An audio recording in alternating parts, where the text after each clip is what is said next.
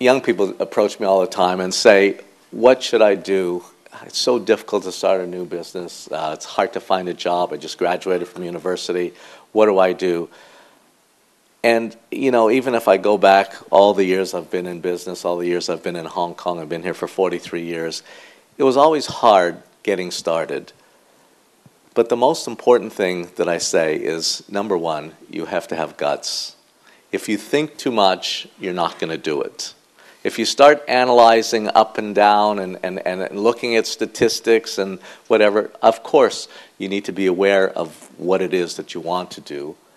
But in today's market, yes, I think I'm always optimistic, I'm always positive. We're very, very lucky, fortunate to be in Hong Kong, living in Hong Kong at this moment. I mean, I'm clued in because of the businesses I operate. China obviously is very, very important to Hong Kong today. I can just tell you, being with Wynn, Vice Chairman of Wynn in Macau, I have direct access to seeing most of that business comes from the mainland, some from Hong Kong, of course. If I see that slowing down, I know that we're in trouble. So far, I have not seen any great slowdown in the numbers coming from mainland China. Ocean Park, another barometer for me. This year, we'll do, if weather continues and everything continues going right, we'll do over probably 7.2 million visitors versus 6 million, 5.9 million last year. So it's a huge increase. And that continues. The last 5 months, it's been record after record after record. Every month, record attendance. So there's plenty of money coming across. We've opened, Lan Kwai Fong is very, very busy here in Hong Kong. We've opened in Chengdu in China.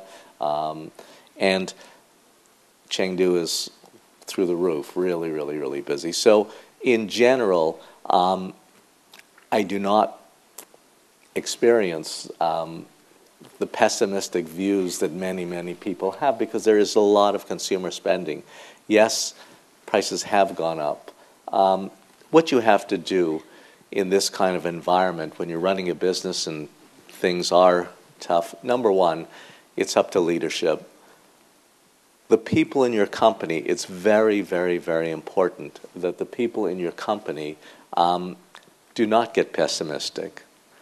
If the boss is pessimistic, the people in the company will be pessimistic.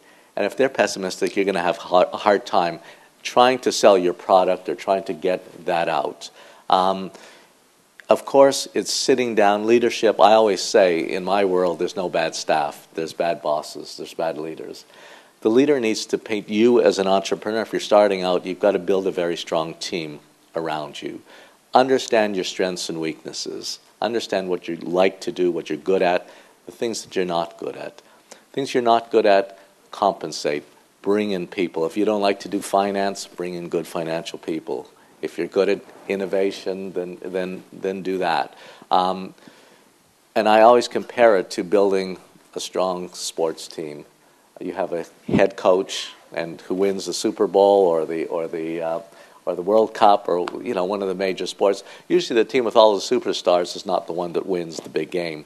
It's usually somebody who's got good coach and very strong utility players in every single position.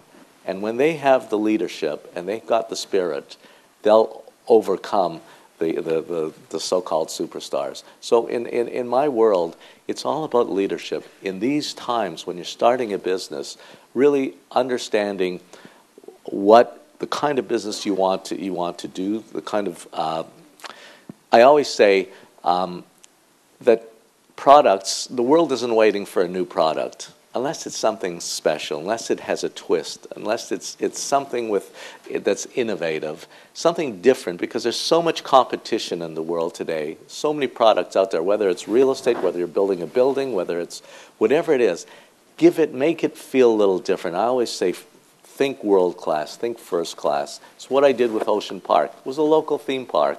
Disney was coming. What did we do? I got the people around me to say, we've got to, I don't care that it's local, we're going to be world class. We're going to compete with the rest of the world. And the result is, year in, year out, we keep recording record attendance and record profitability because we innovated, we changed. And that's very, very, very important. When you have a product, no matter what the product is, even if you're a reporter writing for a newspaper, give it a twist. Make sure your articles have a style that's different. I never think of myself as the boss. I always think of myself as the customer. Would I buy this product? Would I take this product? Because when you're the boss, when you look at it as the boss, the problem is you become very jaded, very complacent. As a customer, you're very critical. And that's, to me, very, very important. It's difficult to say when you have many, there's so many different businesses that entrepreneurs, that young people can start today. And obviously the opportunities in China, we are so lucky to be living in this part of the world and not in Europe, as we've heard, and not in some of the other parts of the world. China continues to grow. Yes, there is a slowdown, but it's, for me, from what I can see, it's very, very minor. And there's lots and lots of money there. There's lots and lots of places you can go. For me, I like to stay away. You don't need to go to Shanghai or Beijing, to what I call the primary cities.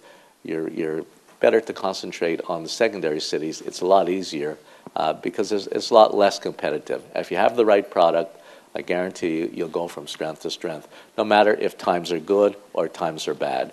So if you're a good businessman, you'll be a good businessman in every environment.